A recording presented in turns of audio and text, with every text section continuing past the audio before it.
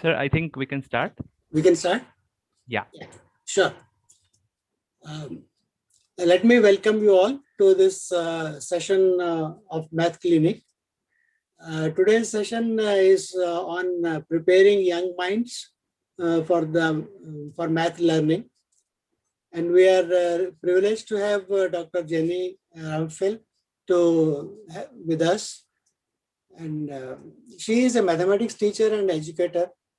And of course, she is an expert in psychology.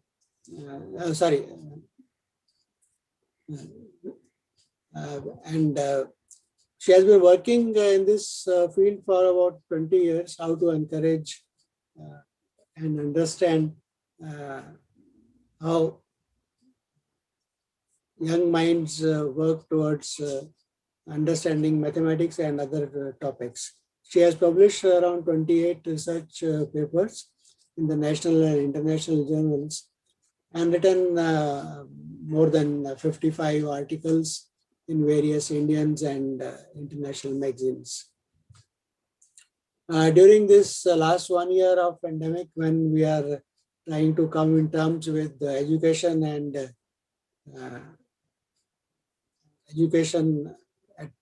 everybody is doing it online. There is a problem, and how do we manage such things and understand how do we go about it. So on this psychology and education, she has given around 28 webinars.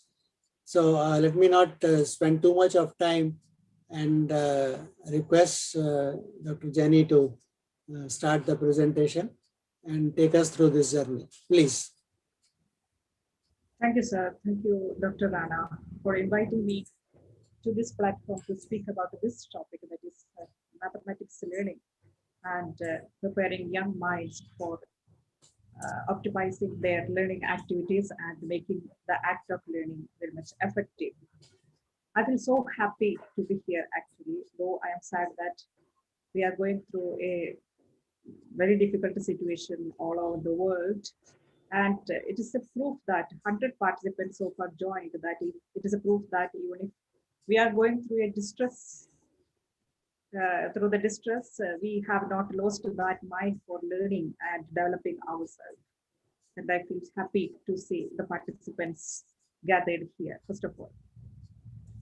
And here, this presentation, that is Dr. Rana invited me to speak about this preparing the young minds. I'm going to focus this webinar or this session on the background factors that is likely to affect the learning children and how much we should give importance to these factors in order to optimize their learning. As teachers, as tutors, as parents, almost everybody should be aware of or pay attention to these factors if you want to see your students or children excel in their learning, especially in mathematics learning. So, preparing young minds for math learning will familiarize you with the psychosocial factors, psychosocial elements, and emotional intelligence that is needed for the students to excel in their academics. So without wasting much time, let me enter into the presentation. I assure you that you will be having some takeaways, serious practical tips you can have from this session if you are willing to stay here in this webinar till the end. Okay, preparing young minds for math learning. When we say about preparing young minds, what does it mean? Preparing. We must know this fact that learning can take place effectively. Effective learning can happen only when the brain of the learner and the beliefs of the learner, what he or she believes about the process of learning and the activities that he or she is going through as a part of the learning. What does she believe, or his or her attitude towards the learning, whether it is proactive or whether it is positive or negative, and his emotional level, that is Learning is not an intellectual activity. It is a psychosocial elements of the learner as well as his emotional makeup. Is all these things are involved in the process of learning. So when I speak about preparing the minds, the question is whether these factors are falling into right place before the student is sitting for learning. Because only when these factors fall into right place, we can generate some sort of readiness from the part of the learner in order to learn. You cannot teach any student or your child. You cannot teach if there isn't any some certain level of readiness from the part of the learner. And here there is one more thing, that character strength of the learner must fall in the right place. Some character strengths are needed in order for the learning to take place in an effective manner. I emphasize the word effective manner. Then you will be asking, what is a character strength? That is strength of our character. This means I would like to give the definition of this character strength as our ability to dig down in order to find some strength, especially when we are going through adverse situations, I will say. These are the character strengths. Whereas this is the positive in positive psychology. It is the founder of positive psychology, that is Seligman, put forward this idea of character strength. He had a list of qualities or personal disposition each individual must have in order to excel in any field. These are the list of some character strengths that a student must have in order to excel in his learning, academic performance. That is, he must have some sense of control with regard to his learning process and the learning context and the activities of learning. He must have that feeling that I can control what is happening here. And he must have some growth mindset. That is, he must believe that his intellectual capacity and his ability to learn and perform can be enhanced if you work hard. That is, growth and development of intellect and his intellectual skills and ability to learn is in his hand. That is what we call growth mindset. And perseverance and a drive for achievement should be there, and motivation should be there, of course. Whenever these character strengths are present in the student, he or she is likely to learn well. This is not a mere statement. So many studies have come out reiterating this fact actually.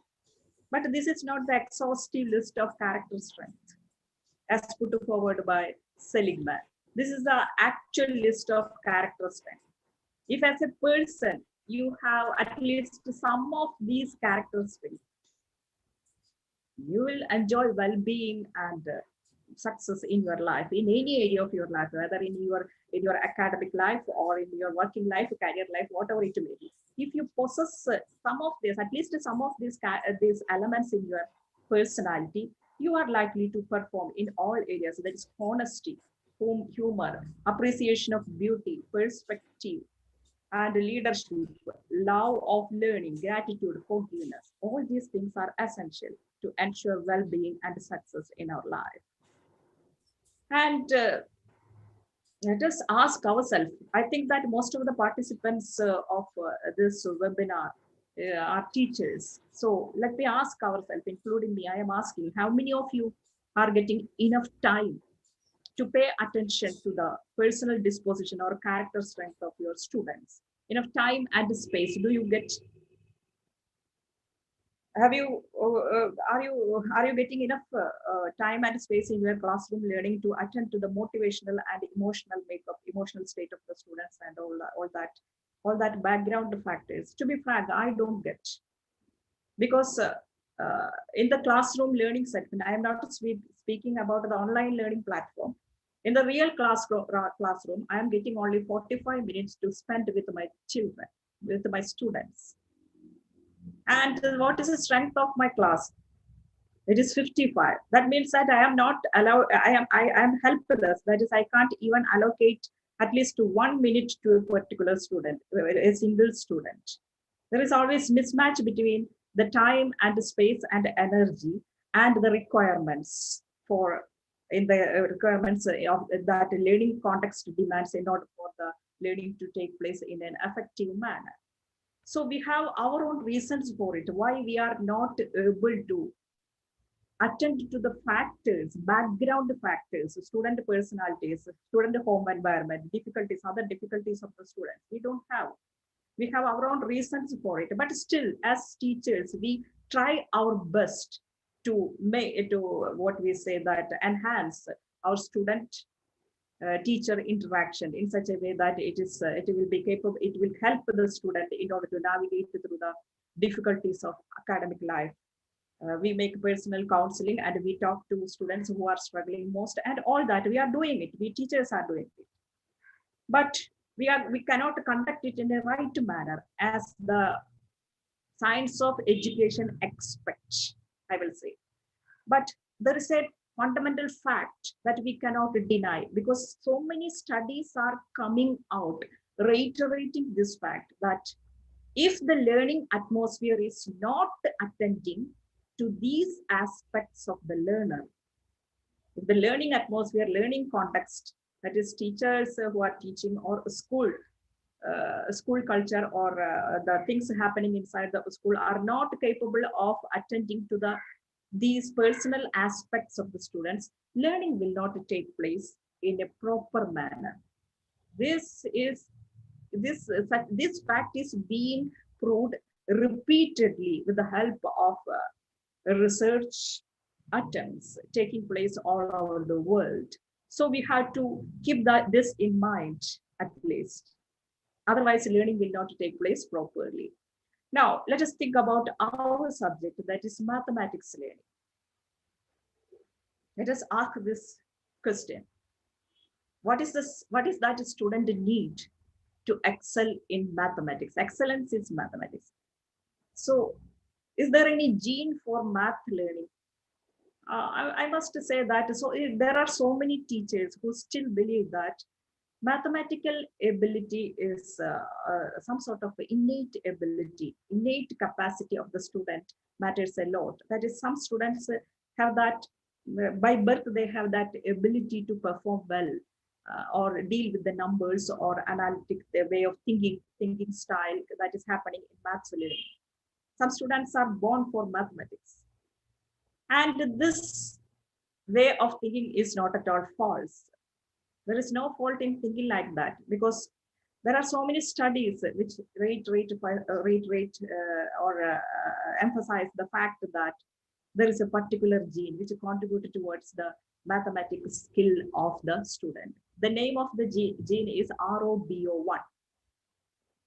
This gene has this gene helps to increase the gray matter volume in the certain regions of the brain, which are very much instrumental in dealing with the mathematical way of dealing with the mathematical calculations and number representations. And certain regions of the brain are highly involved while the student is engaged in mathematical learning experiences.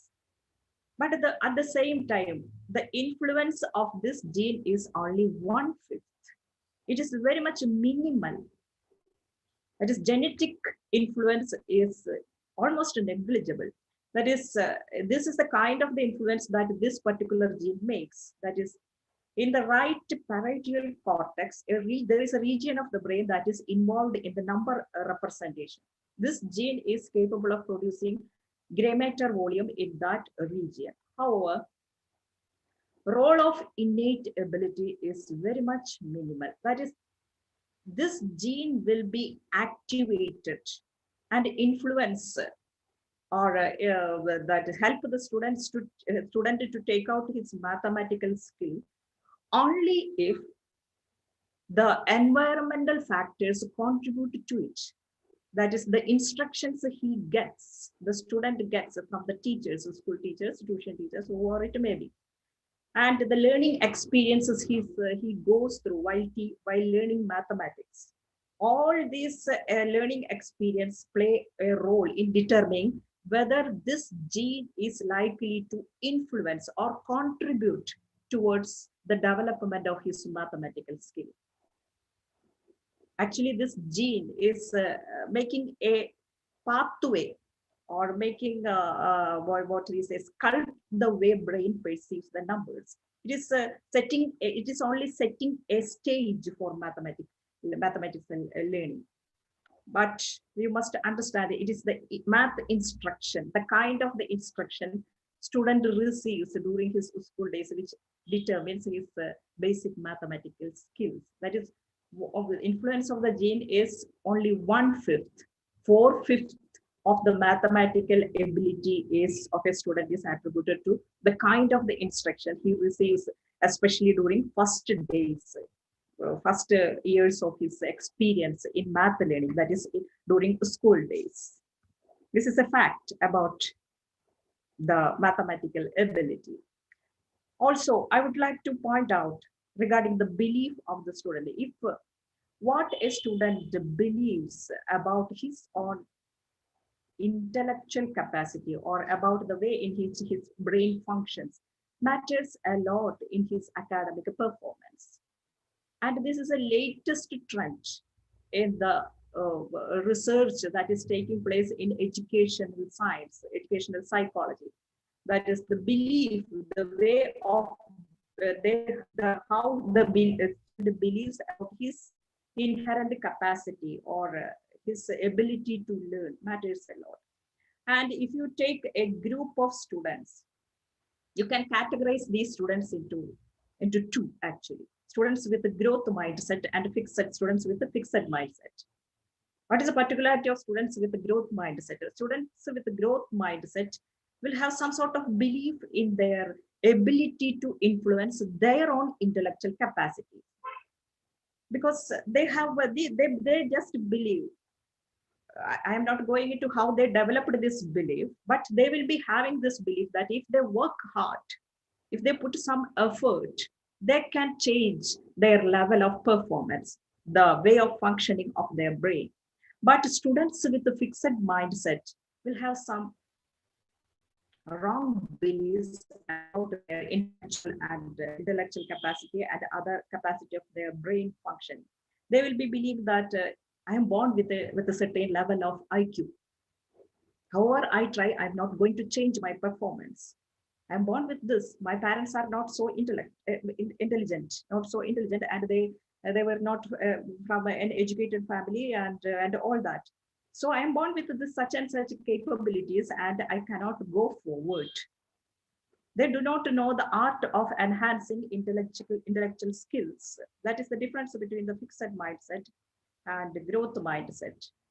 But so many studies, more than 100 studies have come out that proving this fact, that is students with growth mindset perform well, perform higher than the students who are having some fixed mindset. This is one of the many studies I have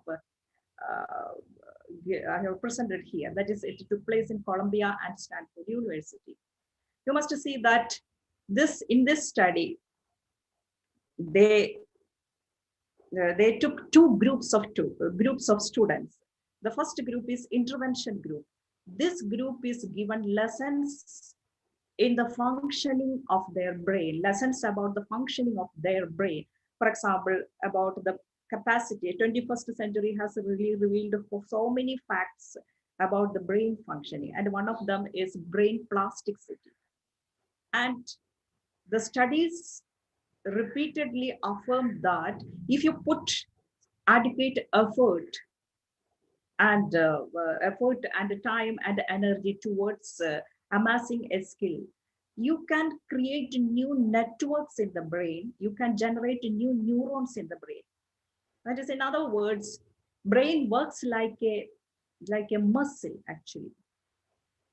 And in order to strengthen that muscles, what you need, it is some effort, some kind of effort if you are ready to invest, your brain muscles will be strengthened. Such lessons are given regarding the brain function. Such lessons are given to the intervention group. But for the control group, these such kinds of lessons, such a sort of lessons regarding their intellectual skills and the span of capability of intellectual skills and brain functioning, regarding these lessons are not given to the control group. And at the end of the study, both groups were given adequate training in mathematics, for example, and some skills. They were given training, and the outcome of the study says that the students of intervention group performed well compared to other group.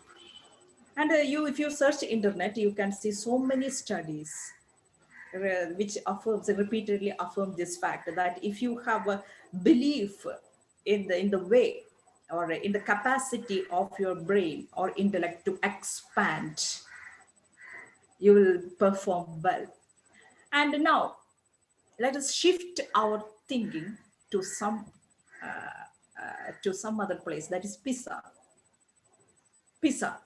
PISA means Program for International Student Assessment.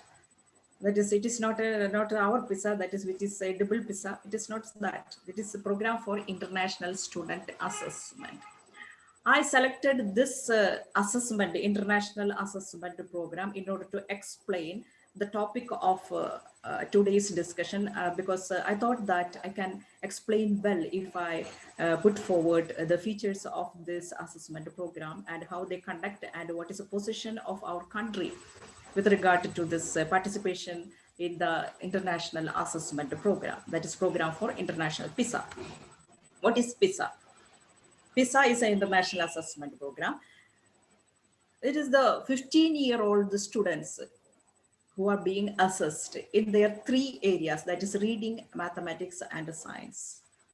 That is, these 15-year-old students, when a student reaches 15 years, you can see that he might have he completed, he is on the verge of completing his school life. That is, assessing a student of 15 years, a group of students who are around 15 years, means that you can have a good assessment of entire educational system, actually, because that student, a particular student whom this assessment is being made, will reveal all the positive as well as negative aspects of the education system. PISA is being conducted every 3 years. It began in 2000. And you see that these are the list of the countries who stood first in the PISA examination. Students from these countries stood first in reading, mathematics, and science. China was the first country. You can see in the left, on the left side of this slide. And it was followed by Singapore and Canada, Finland, and all that. This result I got from the internet, from the site of PISA. This is the result of 2018. And if you visit the site, nowhere you can see our country, India. I think only in 1 year, our students participated in this PISA assessment program. Why?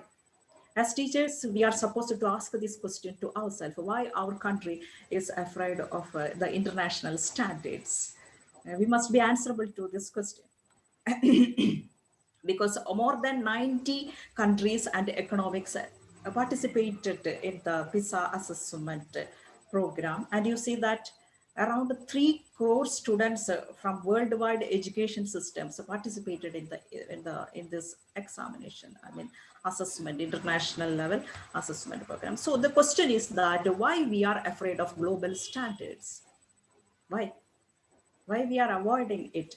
It's true that recently the education ministry has declared that in 2021, that is, it is this year, there will be PISA assessment will be there and our country will participate. But the reason for the previous, for avoiding the previous assessment program, we have explained it like this. Our education system has, our education ministry, I will say, has explained it like this, that standards or criteria that PISA uses in order to assess the education system is not matching with our culture, that is Indian culture. And it is very much paradoxical, this explanation for not participating in this international assessment program?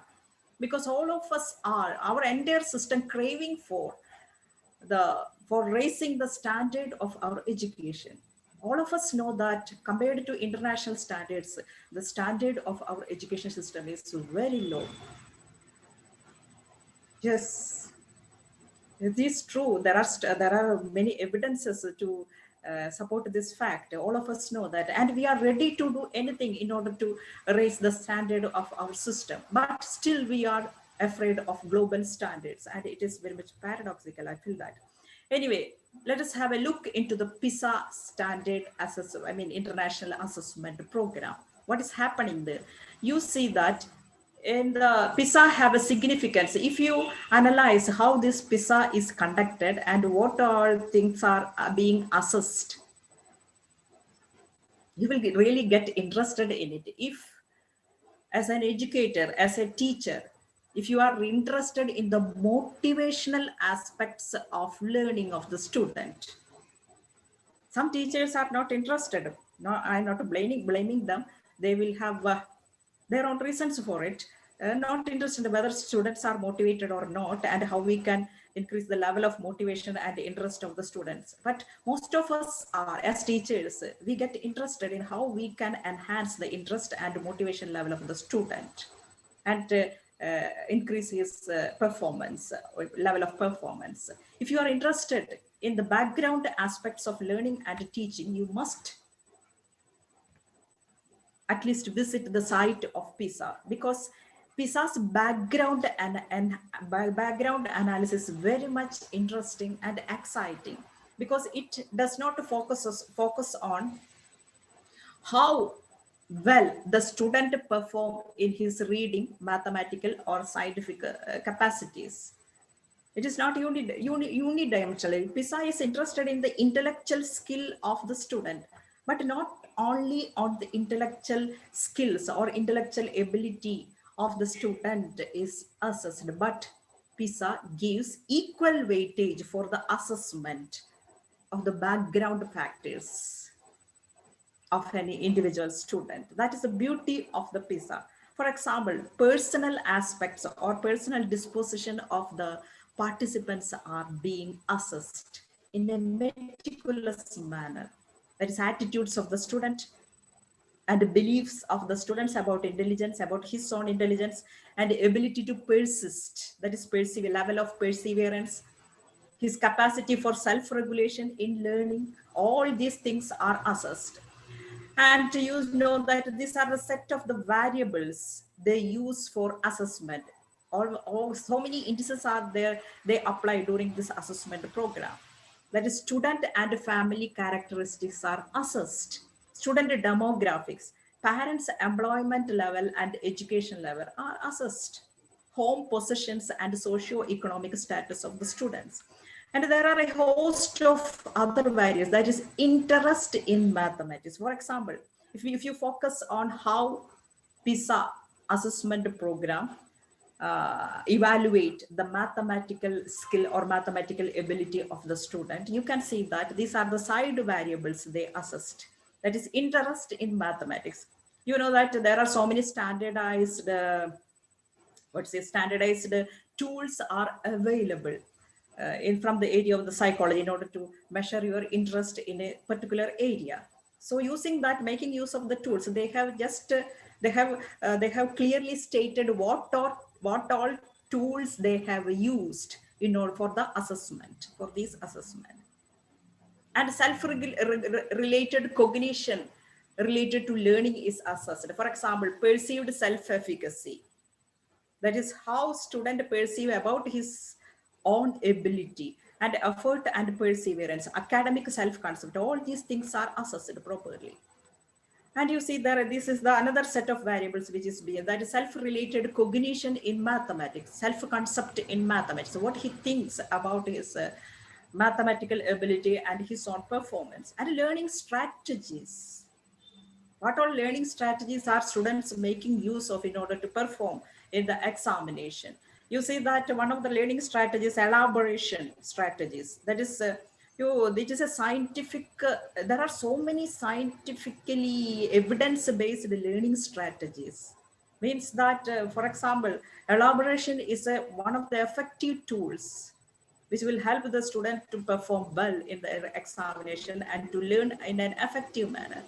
And there are so many evidence-based learning strategies. For example, metacognition is another very much effective learning strategy, and retrieval practices, spaced practice, and social emotional learning programs, and all these tools or strategies helps the students.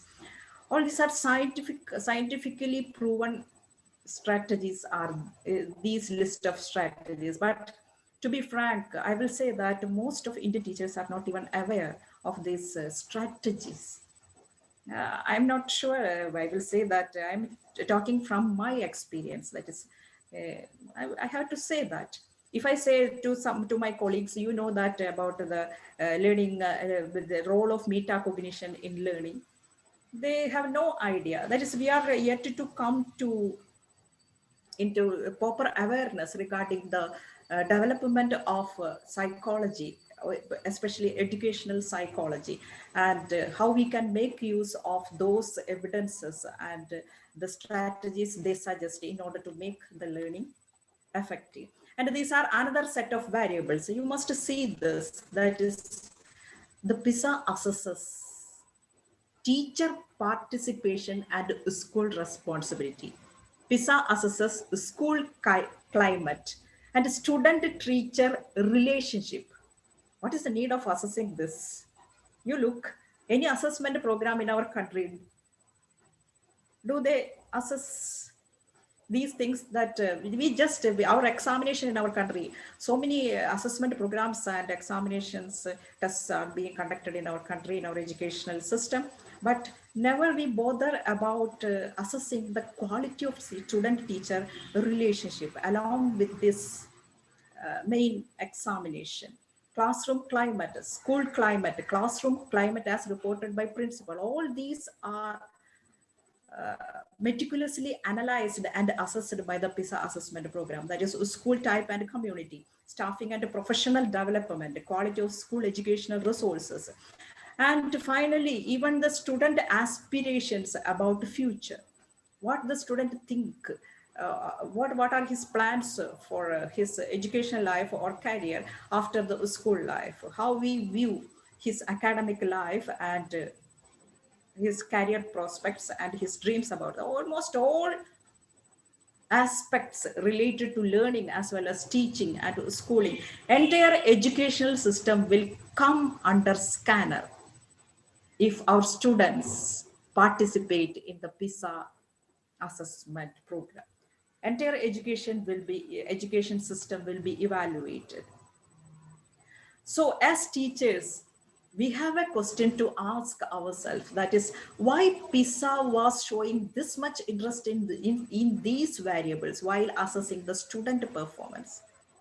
Even in our school, just we conduct some examination and we just go through the scores of the students, and some of us and we are not so much bothered about what led to the success and failure of the student. Yes, even if we are bothered, we haven't that system, we haven't that means to assess in a scientific manner about the factors leading to the failure or success of the student. There isn't any plan in our education system in order to assess the background factors. Why PISA is interested in this kind of assessment? Because PISA knows that academic performance is not a single dimensional affair.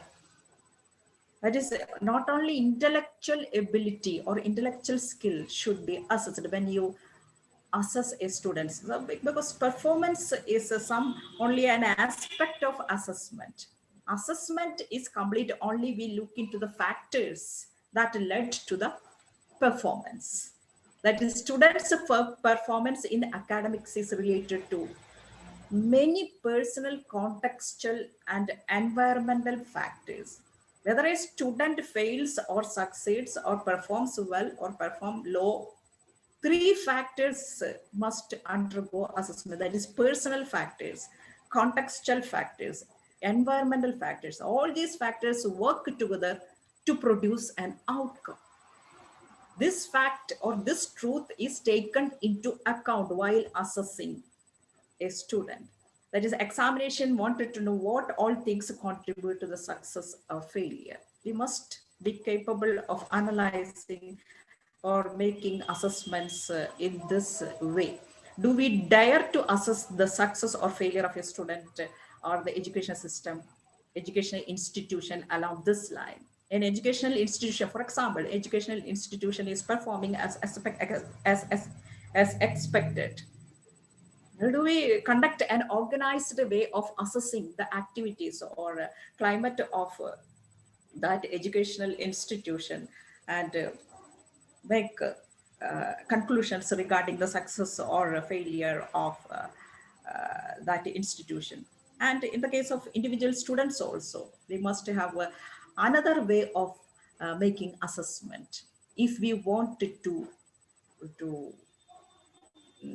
raise the standards of our education system to an international level, I will say.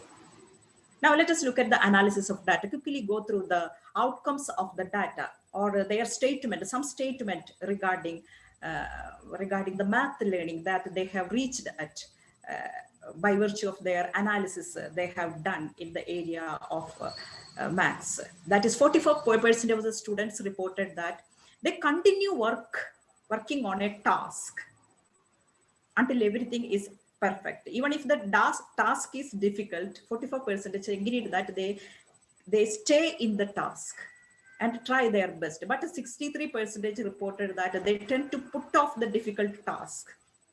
And PISA says that these 44% of the students performed well in their mathematics in their mathematics scores in the examination, and 3 out of 4 students agreed that learning maths will improve their career. They are learning mathematics just to because they believe that it will help in their future career, or they will be able to procure some good job, and it is necessary, it is essential to be successful or to pass the examination. So they are learning mathematics. But 53% of the students said that they just enjoy the activity, enjoy the act of learning. They are interested in things. The learning mathematics is very much exciting to them. And PISA says that this 53% of the students performed better compared to the rest of the group.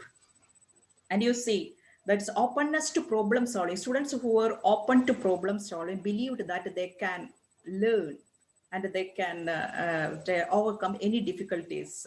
And they are took to understand the content to be learned. And there are some students who always sought for an explanation of the things. You can see in your class, some students always asking doubts and seeking for clarity. They need it. And I have, in my experience, there is a girl, she almost every day she sends messages in WhatsApp asking for clarity. I mean, she has a lot of doubts, and each day I have to sit for clearing her doubts. I know that she is a good student actually, but her mathematical bending of the mind or mathematical skill, I think that it is not that high. But this quality is enough. That is seeking explanation for thinking for things. Every now and then asking explanation, clarity for clarity, asking doubts, and repeated explanation is needed for her. But this quality is enough to perform well. And to have, if a student might be intelligent, but he or she will be having, will not be having these qualities explained.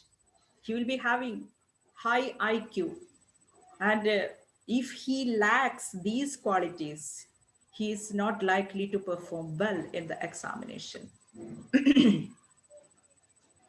So,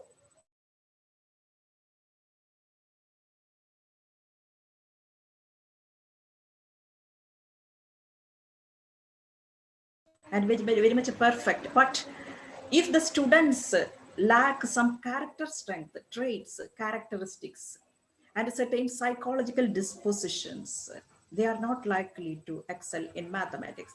And PISA, this international assessment program, has found that or located, identified 4 character strength a student must have in order to excel in the learning of mathematics. The first one is perseverance. If the student lacks this, to perform well in the mathematics, even if he is having high IQ, that is willingness of the students to stay on the task, to work on the problems that you give in the classroom, even when they encounter complex situations and challenge. That is, we know that maths, back in mathematics, there are easy problems, difficult problems, and complex problems. But in order to deal with the different difficult situations, the significant or important question is how we can inculcate in the students this quality called perseverance. That's a pertinent question, actually. And you can demonstrate this quality. Well, this is one of the way teachers can demonstrate perseverance. How? I remember one of my teachers, he used to every now and then demonstrate this quality. What she does is that she just give some difficult problems to the students, and we students struggle a lot in order to solve it. But after some time, we are not able to, when she sees that we students are not able to solve those problems, she says, okay, I will solve it out, just listen. And she will turn to blackboard, and she will start answering the problem. But she will be enacting this quality called perseverance. That is, she will be making mistakes while writing the stepping. I think that she is making these mistakes deliberately, and she will trying out this way, that formula. After some time, she will be thinking, and after making so many trials and errors, finally she will write the correct step, and finally she will reach at the answer of the problem. And she will tell us students that this is the way how you must approach each problem. And this lesson, this was a great lesson that I got from my teacher, actually. And I still cherish this lesson in my life. That is, we must persevere, then only we can find success or reach at success. And also, by doing so, teachers must be able to create teachers, by doing such things, teachers are actually creating situations inside the classroom, actually, in which students are capable of the element of adventure and excitement involved in the act of problem solving. There are some element of adventure and excitement, joy involved in that. No other subjects can provide this kind of excitement while learning. Teachers must be capable of giving the students this experience of experiencing adventure and excitement. And you see, this is the second quality. Only when the students have some openness towards the problem solving. What is openness? As human beings, we have that basic tendency to move away or avoid the situations which are difficult or complex or unresolvable situations. Or we have that tendency to protect ourselves, to remain secure. No, and this tendency is being repeated, being reflected in the classrooms also. That is, students hate problematic situation, unresolved situation. They have some aversion towards this complex problems, because they have to spend some cognitive energy. They have to spend some cognitive energy in order to resolve the situation. So openness means that there is some amount of love or liking for the situations which are challenging. If a student has this quality or this character strength, he is likely to excel in his mathematics learning, actually. Then only he can fall in love with the problems and the process of solving mathematics problems. So this question, the teachers, as teachers, that we have to ask is, who are the students? How we can identify that a particular student has openness for the problem solving? What is needed in order to develop this quality in the students? These are the questions. Yes, of course. You see that you will show an openness to a difficult situation only when you feel that you can handle it. You will be having some self-belief, certain degree of belief in you, in yourself. That is, I can handle it. I can make a try towards solving the problem. So self-belief is the key in order to develop openness. Then the next question is how we can generate or inculcate self-belief in the students. This is a next question. No? Yes, self-beliefs. Students who have developed some self-beliefs. So how we can develop this self-beliefs? Then for answering this question, you must know that how we develop belief. And what are the factors which are likely to take away our self-confidence and self-beliefs? It is failure, context of failure. Whenever we fail or whenever we commit mistakes, how this teacher gives feedback, how the teacher responds matters a lot in shaping the self-belief of a student. That is, it is a teacher's feedback, how teacher handles the mistakes and failures made by the student. Thus, classroom environment must be sensitive to this fact. That is, teachers should be sensitized regarding the seriousness of their feedback, the kind of the feedback that give in shaping the mathematical self-concept of students. They will start, otherwise they will start hating the problems. Maths problem, whenever there is math problems, there will be some sort of anxiety in the mind of the student because they are afraid of failure. It is a feedback given by the teachers, feedback received from others after dealing with a challenging situation. A student deals with a challenging situation. And what kind of feedback or response that he gets from his parents or teachers determines whether he is likely to enter into the further challenges. That is, has the power to strengthen or weaken the openness. So the third quality or third character strength, it is locus of control. It is a common sense idea or common sense notion that we all know that only if we feel some sense of control over any activity, irrespective of any, not only learning, in any activity you take, if you feel some degree of control over the various features or characteristics of that action, then only you will have some interest in that activity. And the same is true in the case of mathematics. Student must feel that if he or she learns such and such way, if she or he invest such and such effort or making this kind of learning, he can perform well. That he must feel that he or she must be capable of experiencing some sense of control over learning and its outcomes. He or she must have that belief, or he must be capable of experiencing the fact that success and failure are in their hands. They are capable of shaping their success. This belief must be there.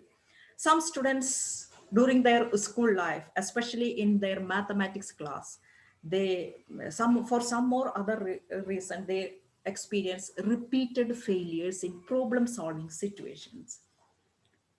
A student fails in solving mathematics problems repeatedly 4 or 5 times. If he or she fails, then he is likely to lose this sense of control, and he starts attributing the cause of failure. If when the student thinks that consequence of his performance is not in his hand, what student does is that they attribute the cause of the failure to many factors outside them.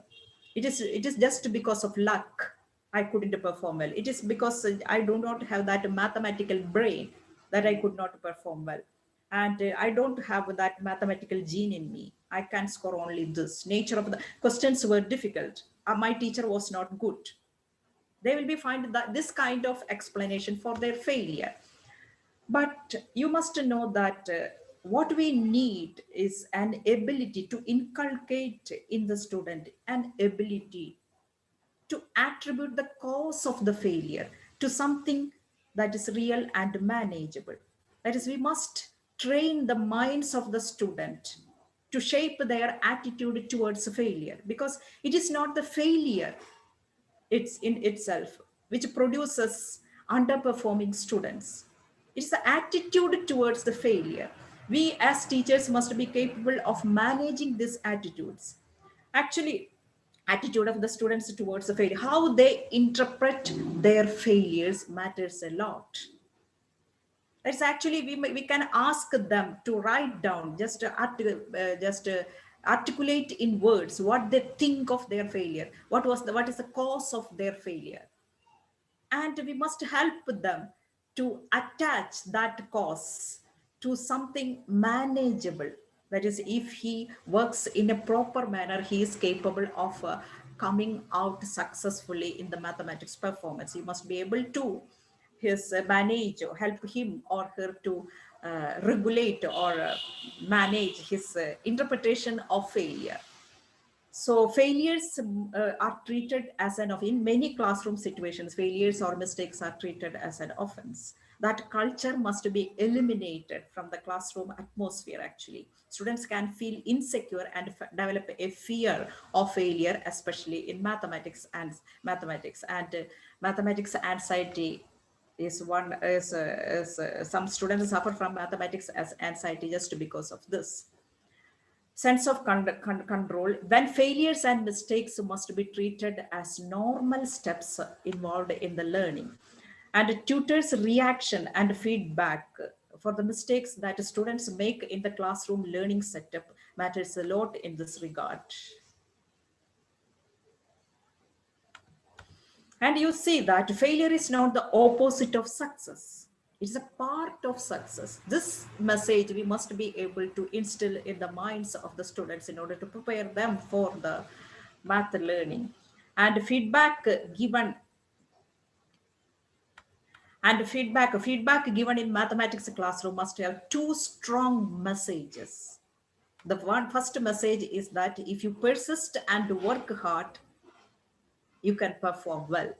We must be capable of making the student take this fact and assimilate this fact into his personality. There are so many methods and means for it.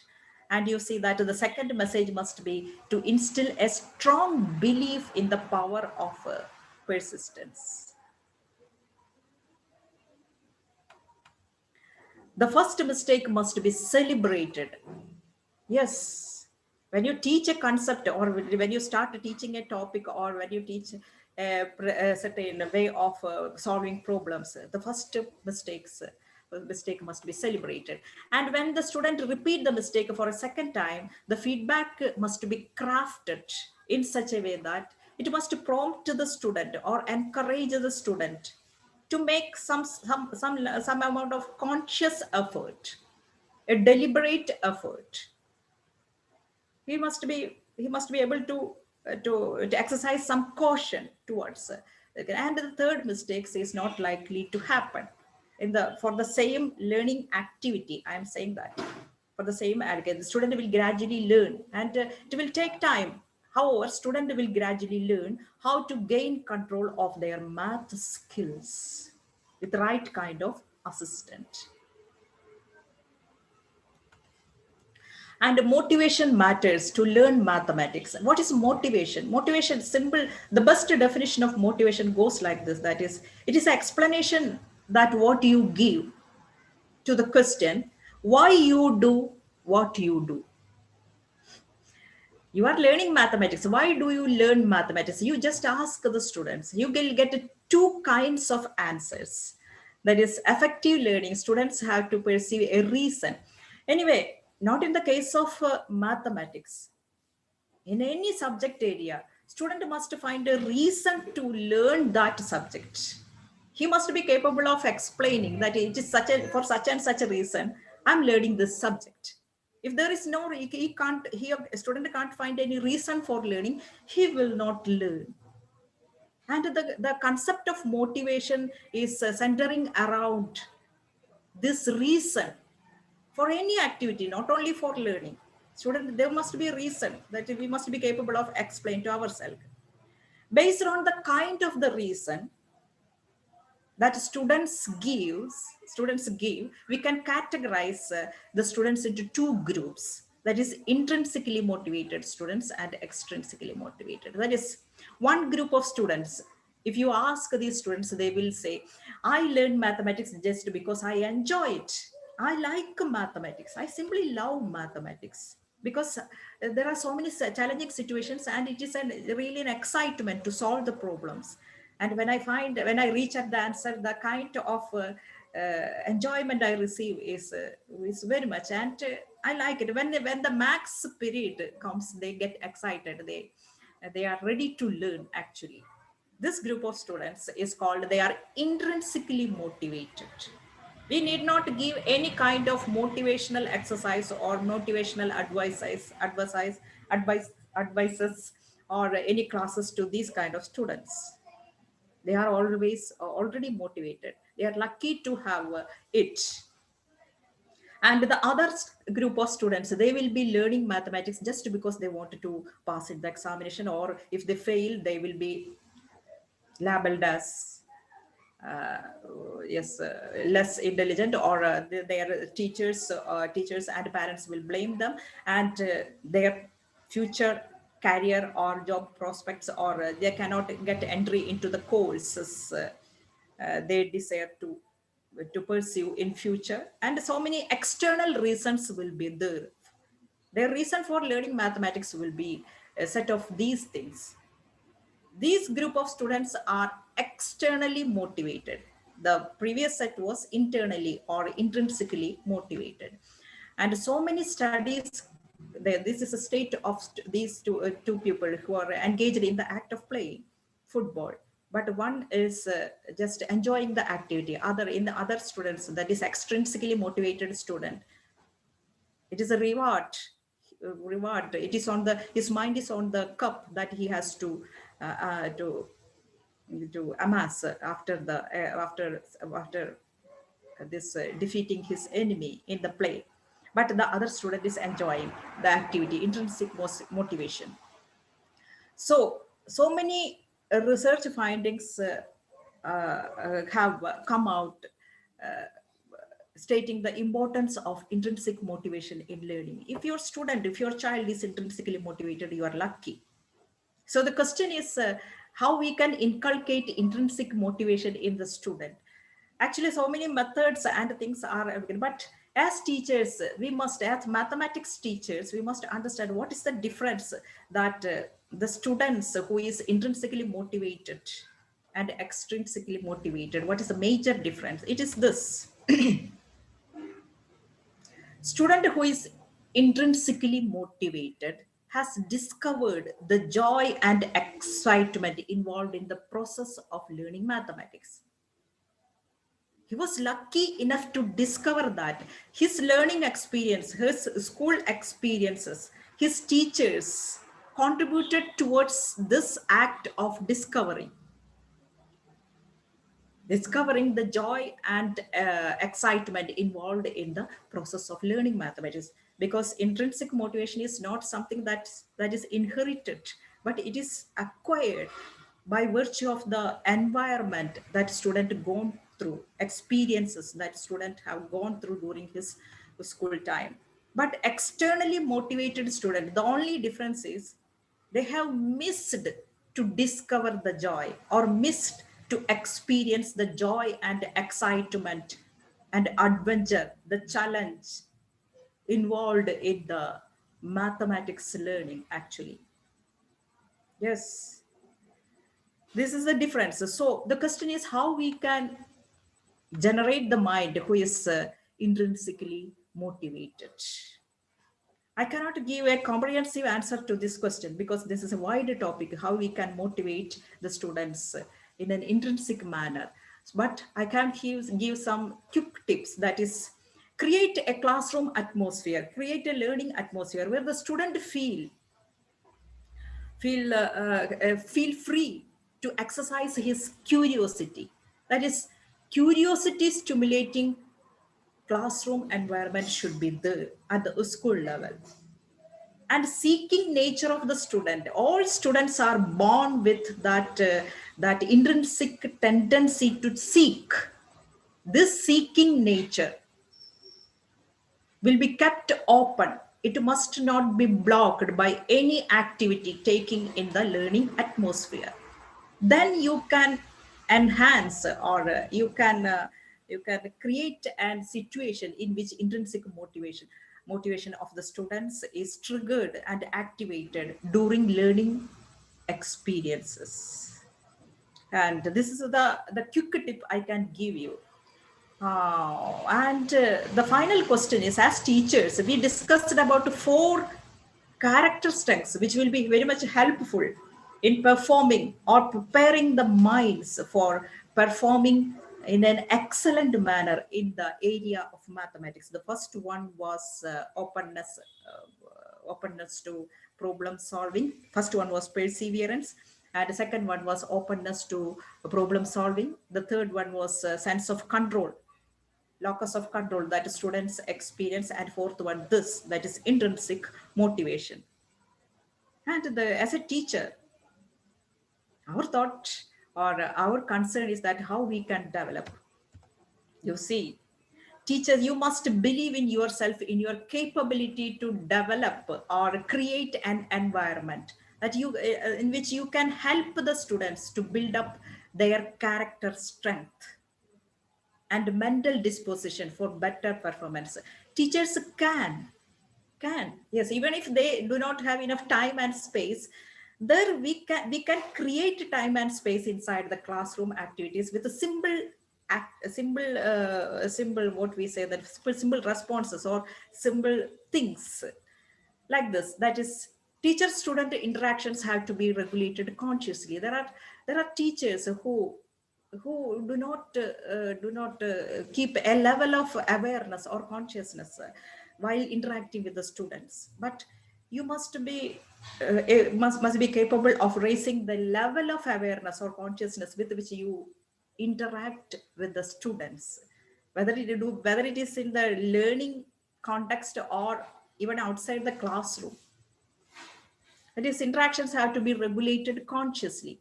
Classroom environment should celebrate openness in thinking. Students must feel that they can express themselves freely. And communication, careful feedback. And you must, this the fourth one, the last one is utmost important. Providing feedback. What kind of feedback? How you craft your words, how you convey it. All these have uh, lasting consequences, serious consequences in shaping the mathematical self-concept of the students. Interest in mathematics, all these things are very powerful.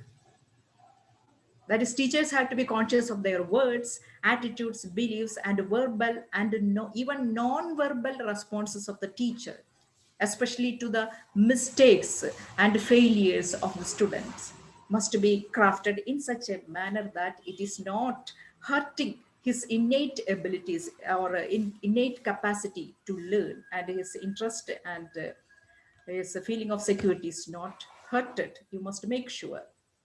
And we finally, I would like to conclude this session saying that we need a teaching culture that give great importance to students' interest and intent for learning. That is, we must be capable of focusing during the learning context or teaching context. You must be focus on the level of interest, emotional level of the student, interest of the student, motivation of the student, and the psychosocial aspects, various psychosocial aspects of the students. We must be capable of focusing our attention to that level also. That is, we must expand our perspective or our perception during while we are engaged in the act of teaching. And there is a single question to all of us sitting here in front of me to listening this session. Before I conclude this session, let me ask: will participating in PISA help change the education pattern of our country, that is India? This is a question, and this is not a question I framed. I got this from a magazine, Acer Teacher Magazine. This was the title of an article given in that magazine.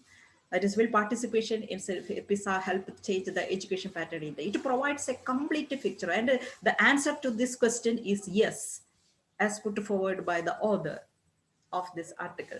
That is, it provides a complete picture of country-specific education system. Because PISA can be a tool to evaluate entire education system of our country.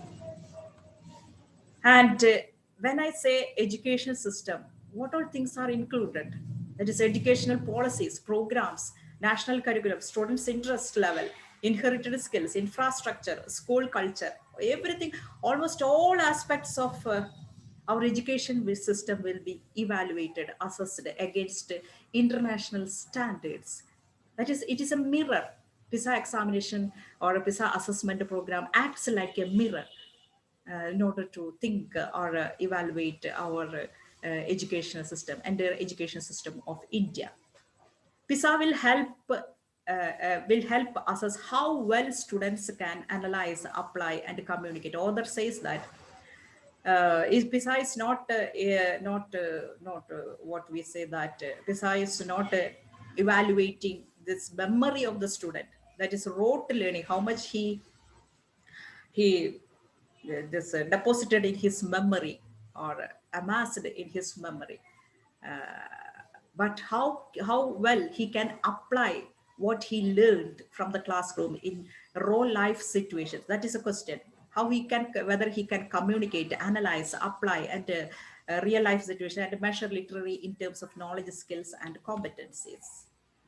And you see that quality of schools will undergo rigorous assessment if we appear for the PISA assessment program. And Germany is one of the many countries who participated in the PISA assessment program regularly, and they say that they have changed educational system as per the insights they got from the PISA assessment result. What all kind of, that is, they subjected their educational system for the PISA's assessment program, and they are developing their education system according to the guidance that they got from that assessment results. And why can't we Indians think of like this? That is a question.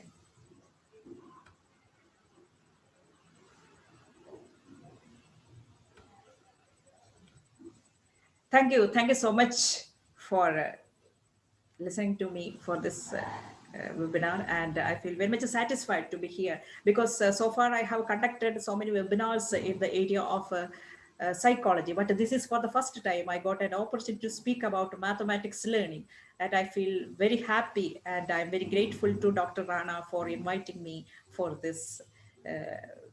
Thank you so much. Thank you, Jenny, for your interesting and a talk which creates a lot of thinking in our minds, what we can do to help improve math education in the country. One process that you have mentioned is going for the PISA, and in turn it will motivate us to look at our system and evaluate and improve. So let me ask audience if they have questions to you. You can. Sure. Yeah. I invite questions from the audience, and yeah. Yes. Soumya? Yeah, they can unmute and ask. Please say your name and then ask the question. Sir, already there are questions in chat box. Oh, let me look through it. Okay. And but there is some problem with my Yeah, anyway, system. you can always ask Yes, it will be. live. Oh, Good evening, ma'am. Good evening, sir. yes. I'm Kanchan Joshi from Pune. Sir, ma'am, instead of PISA, yes, we have to go for the PISA. But if it is not possible to assess our children based on that PISA, so is there any other option so that we can, give more opportunities and we can inculcate a good mindset among our children? Oh, sure. Yes, that's a good question. Thank you for asking that, because I would like to say to the participants of this webinar that this is only one of the many views or one of the many ways of enhancing the functioning of our system. Besides, not the ultimate solution for the difficulties that we are facing in our system. This is one of the many ways. As you asked, are there any other ways? Yes, there are innumerable ways. Are there? We have not any dearth for strategies and ways, and we have good policies in place. But in my personal thinking, I think that what we need is better implementation of those strategies actually. And this PISA way of looking at the education system is one of the many ways I have to agree at. And this program, this webinar, I wanted to focus it because it reveals, just gives so many importance, so much importance to the contextual factors, learning environmental factors, as well as home environmental factors, personal disposition of the student, and all that. PISA gives importance to this. And I feel that what our education system lacks this quality of looking into the background of the learners. That is why I selected PISA to explain the methods for enhancing or preparing the minds of the students for mathematics learning in particular. I Okay, think I ma'am. answered your question. Yeah. Thank you, ma'am. Thank Yes, you so thank much. you. I think let me also add that PISA is not something that anybody can go for.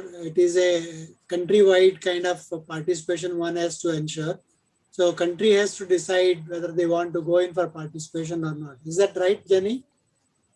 Yes. Country has to decide. Only if you, because our students didn't participate in this assessment program in the 2012 2000, and it's only 1 year India participated in the PISA assessment program. But recently, Ministry has declared that in 2021 our students will participate, Yeah. and let us see what is happening in Yeah. that as examination or Yeah. assessment. If it is Let us wait.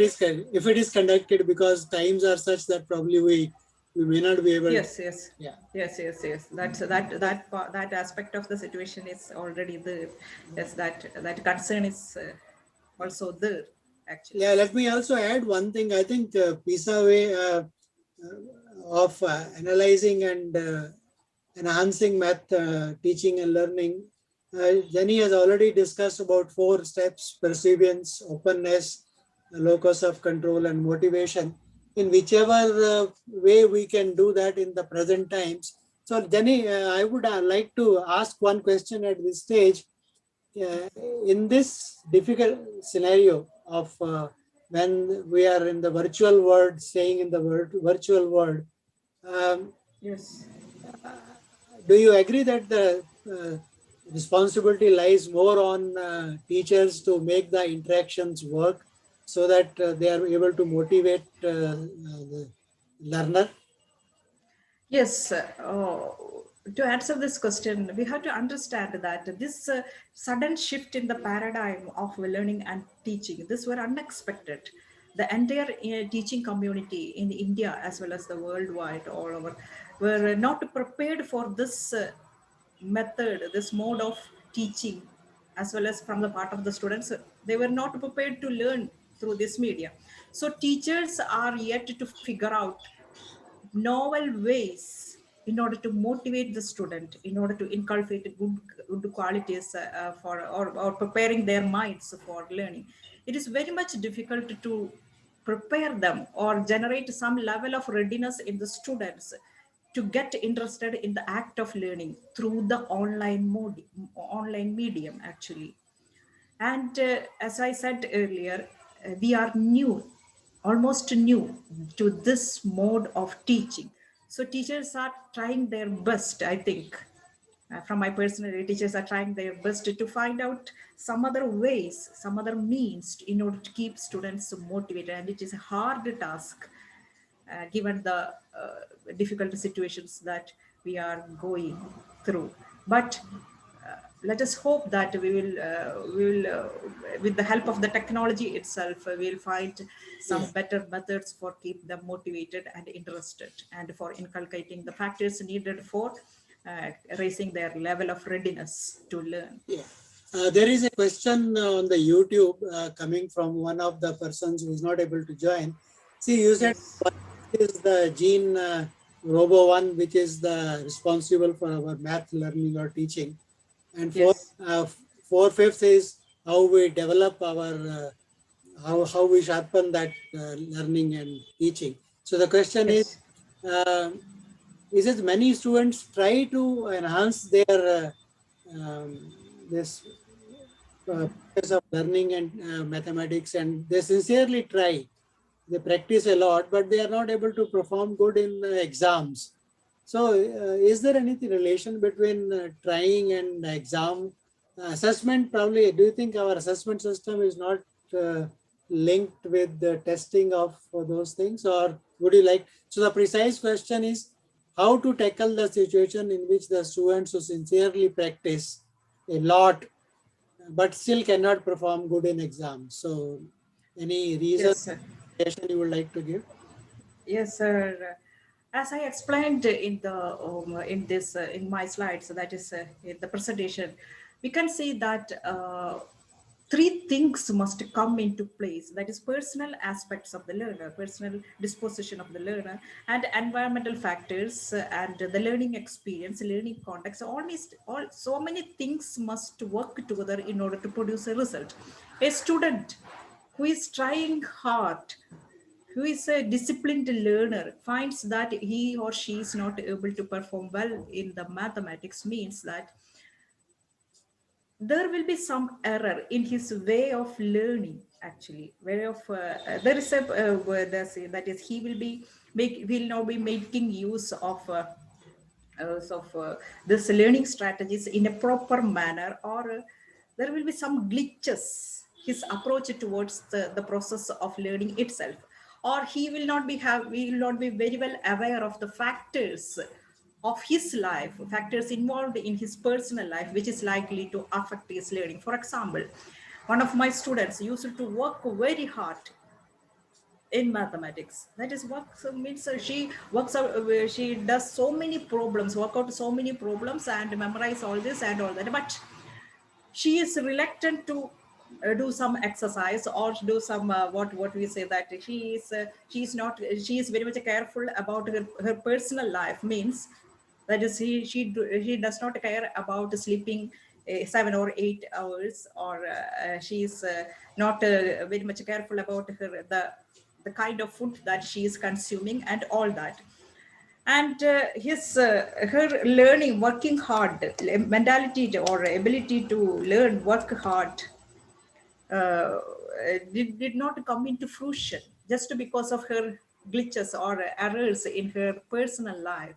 And she spends a lot of time in mobile and all that, so her attention skills and ability to focus is always decreasing because of some bad habits she has taken up along with the learning process. So trying hard is not enough. How you try your how you arrange your learning process, how you regulate your learning process matters a lot. In this case, that when the hard work is not making the expected results, we must seek the help of some expert. Either you can approach your teachers in order to analyze the situation and the problems in it, or you can approach a counselor or who is specialized in education and learning, and you can have some guidance and support from it, why I can't perform well. But never reach at the conclusion it is just because never give the student the idea that it is just because he is not good in maths that he cannot score high. It's not like that. Actually, there will be some error somewhere, some error will be there in his learning process, or his in his personal disposition. We have to analyze it and identify it, and restructure our learning programs, his learning programs accordingly. I think it will help. And there isn't a thing, I firmly believe that if there isn't a thing that even if we try hard, we are not able to perform well. But even if the student tries hard, his student is not able to perform well.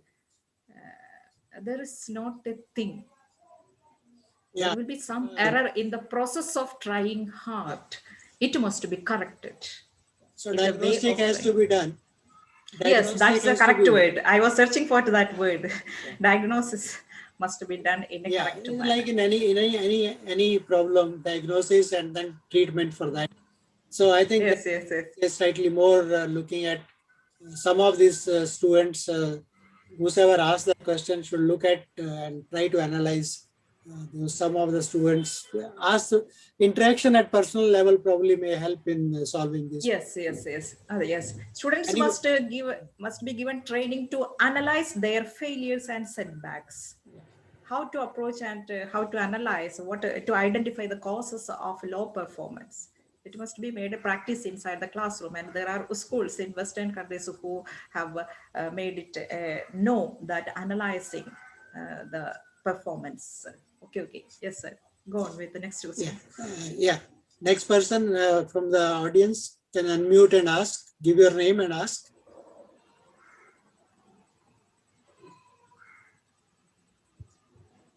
Anybody?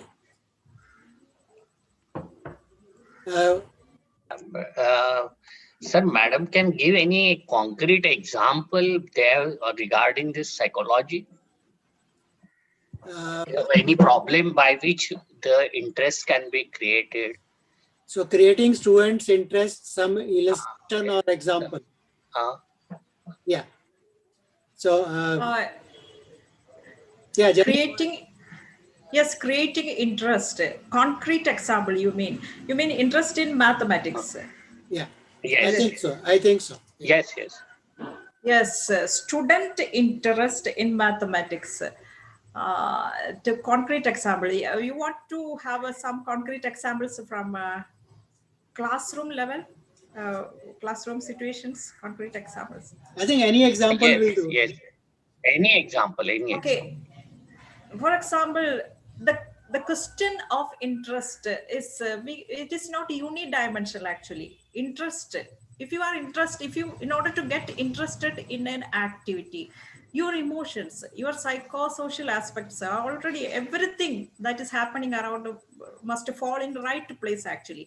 Anyway, as a teacher, in order to inculcate some interest in the student towards mathematics learning, for example, she can make use of some teaching aids, and with the help of the technology, novel teaching methods and teaching aids are available. At the same time, teachers can arouse the curiosity. For example, before starting the concept, or before starting explaining the concept, the teacher must begin the introduction of concept for a particular concept in the mathematics from something of which student is already aware or student knows.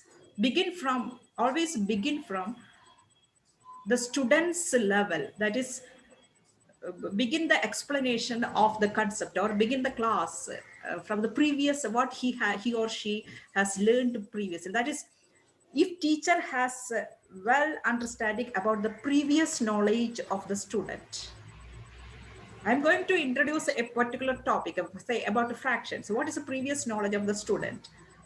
So give him some experience or some tasks related to the knowledge he has already have. Actually, he has learned about addition and subtraction. Suppose begin from there, give him some task related to addition and subtraction first, so he will get interested in the class in the beginning. So he will be active and alive. Some sort of aliveness will come to his that frame of mind, and he will be paying attention to the teacher. Then slowly the teacher can take his attention and focus towards the new concept. That is one of the methods or one of the ways. And the teacher can trigger the curiosity by asking some questions that is related to life situations, related to the interest of the student. So many students are interested in mathematical games and what we say that cricket, and if boys are there, they will be interested in cricket, and to connect the questions that we frame to the life situations of the students before beginning the class, before you introduce a new concept or like that. These are the simple ways to trigger the interest, but maintaining the interest is another aspect where we have to approach Kiran, in some other manner, and their things are like that. Kiran, Okay, I think Kiran, I can ask. Are you there, Kiran? Megan? Yes. Yeah. Okay. You are my student. So let me ask you a question. For the time being, assume you are my student, and I'm asking you a question. What is 2 plus 2? Obviously 4. Obviously. No. It is anyway. In It fact, is 4. also, whether obvious or not, it is 2 plus 2. What is 3 plus 1? Again 4. Why? Why both the answers are 4? That is my question to you. What will be your answer? It is because of the process of addition. What do you mean process of, you have added, you know addition, so you have added 2 plus 2 is 4, and you have added 3 plus 1, that is also 4. What is the reason for that? Now I am asking a very simple question based on the knowledge that you have already done addition. I want you to take the addition process at a next level and want to introduce something else to you in addition. So I'm trying to arouse your curiosity. 2 plus 2 is 4, 3 plus 1 is also 4, and 1 plus 3 is also 4. Yes. Good. Yes. Can you Yes. give me a reason for like that? It is simply that is the concept of the addition, that is even through the object. That is because this concept is at a very preliminary level. When we understand the addition concept and put the object 1 plus 3, then again on the it is 4, and then 3 plus 1 is again also the 4. So psychology of that is the basic concept of addition is Okay. Okay, so that is the basic concept of addition taught in second, third, or fourth, I don't know which standard. Now I am putting this question to a student of eighth grade. What is the answer of a 8th grade student to the same question? They will explain the property of addition when we'll interchange the commutative property. So when we'll you see, interchange the now, order of the addends. Yeah. So you're now you're arousing the curiosity. 3 plus 1 was 4. मैंने सीखा था पहले. 1 plus 3 also is 4. 2 plus 2 is also 4. ये सब में common क्या चीज आ रही है? क्यों हो रहा है ऐसे? So this is the kind of thing Jenny is trying to say, that you have to arouse the curiosity, and then yes, definitely, sir. Then do such kind of, so that will build some kind of a motivation. Oh, I should learn that also. Why that is happening, kind of thing. So this such questions, we can go to the next question. alertness of the mind of the students. They will remain focused towards the act of learning. That's the benefit of these questions like this. Thank you. Yes, sure. Anybody else has a question to ask?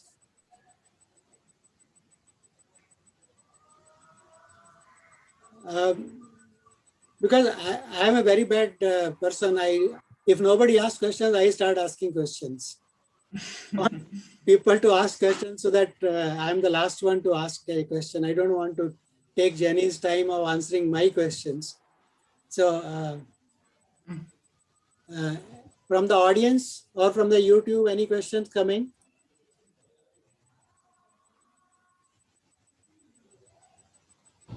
Okay, Jenny, I have a very particular question in the present scenario. You can keep Yes, sir. it as a math learning thing. See, now in this situation, there is a virtual. Hello, Hello, yes, sir. Am I audible? yes, please Yes, go ahead. yes. Madhavi. Good evening, sir. Good evening, ma'am. Ma'am, can you tell some methods or something about how we can means uh, now there is pandemic situation, online classes are going on. So any to encourage the student online and offline is much more different. So can you? Yes, yes. Your question is not precise, Madhavi. What kind of tips you need for what topic you are asking for? Mathematics, but what, anything particular? Yes, yes, for mathematics. No. In mathematics, what do you want to know? Yes, sir. Means we are teaching online, but sir, how increase their interest? Because on what happened after one or two lectures continuously they are going means online lectures. So means how can keep on their interest, sir? Yeah. So Jenny, would you like to Yes. respond? Yes. I would like to respond because when the learning is taking place, especially the school learning is taking place on the online platform, what we miss is that our opportunity to monitor the student activity, and whether they are listening to the class and whether they are doing their work properly, and we miss that opportunity to monitor the student.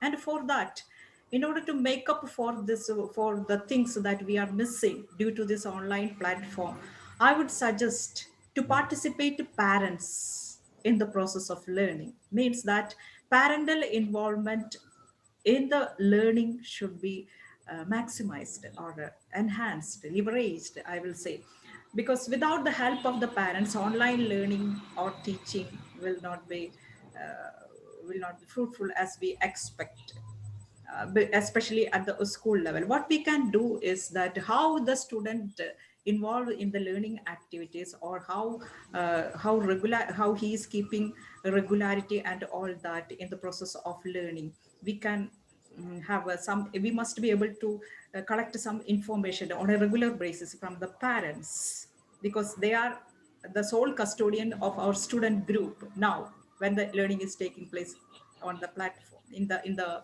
what say the online mode. And regarding the interest, keeping the interest of the student, the curiosity in the when the learning is or teaching is taking place in the online mode, you know that students will be ready to sit in front of the screen and listen to that, but we cannot make sure whether they are listening properly or not. So to check whether they are listening or not, listening properly or not, we can just ask them questions. Even then, when they they are giving the answer, we cannot make sure that whether they are properly attending, or whether they are answering from their own mind and all that. So what we can do is that in order to keep them motivated, we can strengthen the teacher student relationship. Apart from intellectual exchanges, we must create space for making some exchanges at emotional or psychosocial level. That kind of bonding with the help of this virtual medium, we must be able to develop, or altogether new dimension or new way of dealing with the students or interacting with the students. Not only intellectual, we can even ask them his daily life, how he spend his days. That is a kind of mutual emotional bonding. If we can create with the help of this medium itself, I think that it will contribute towards his interest towards your subject, that is mathematics. and he will automatically get interested in the activity, because he, in the first place, he likes you, or he or she is very much interested in the particular teacher, because the teacher shows some sort of interest in his personal life, not only in academics. That kind of refinement in the teacher student relationship, if we could build, I think we can beat this distractions caused by, or imperfections caused by online learning method or online learning strategies. That is one of the many ways, but you can make use of the facilities available from the field of technology. New things are available in order to catch the attention of the students and to assess them properly and monitor them properly, and you can search for it. I am searching for it, and this as I mentioned earlier, this shift was something happened suddenly, so I myself have not updated in the all availabilities in order to keep students motivated and interested, how the technology can help towards that. I'm just in the Yeah, exploring stage. probably I can say something. Was it Madhavi who asked? Thank you, sir. Thank you, ma'am. No, no, wait. Yes, yes, Answer. I just want to add up to the answer. See, yes, sir. just now mentioned that technology has many things which we have not been able to explore because the things are coming at a very for us, and we are asked to make Yes. changes very fast. Uh-huh. But Uh-huh. in the math class, I don't know what level you are teaching, but there is one thing which is very useful, which you can incorporate in your classroom, is called the Yes, sir. GeoGebra classroom. Pardon, sir? There is a GeoGebra classroom, which Yes, yes, very good. Yes. so that is a very interactive and keeping the students' curiosity. That will be one. Yes, I have started making use of that. Okay, software. so that is one. The second thing is, for example, let me take this session as a class. I want to know whether everybody is attending or listening to me or not. So what I will do, Neha Mishra, are you there? Yes, sir, I'm here. Oh, good. You see, I have tapped a student and asked the question, Neha, what do you do in your classroom? What are you teaching? Are you a teacher? Yes, sir. I am a sixth grade. I teach for to sixth grade students, and Okay. maths. I teach maths and science. Okay. So, question to you: in between the regular lectures, do you use anything to interact with students? Yes, I sometimes tell story to them, and I can. Yeah, I also give a little bit of quiz in between. That is not related to topic. Sometimes related to topic. Something like that. Very good. I give Good. Yeah. So just now I said some software. Have you ever used that software? No, sir. I've not used any software, but I do share the videos, but Okay. not any particular software I'm using. Okay. What topic do you teach? What subject? Sorry. Maths and science. Maths and science. So do look at the GeoGebra. So I'm Yes. Madhavi. So that is what I am trying to tell you. For example, I tapped Neha and asked what she is doing, right? Whether she remembered what I told 5 minutes back about GeoGebra. So keeping the attention of all the students, one by one, you can tap some of them someday and try to keep Yes. the class as if you are taking the class with you. What you can do. So that is Sir, what sir, technology has. I would like to say this, that in Kerala we have started a mathematics lab, Yes. and in the mathematics lab we have making use of this software called GeoGebra. Yeah, And at the sure. 12th level, at the higher secondary level, and Yeah. for the first time I conducted this mathematics lab for my students this year.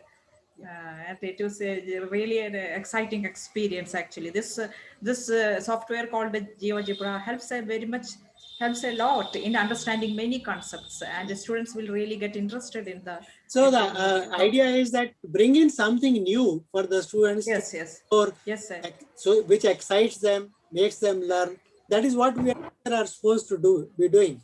Yeah. Any other Yes, sir. question anybody has? Please raise your hand and or unmute your mic and ask.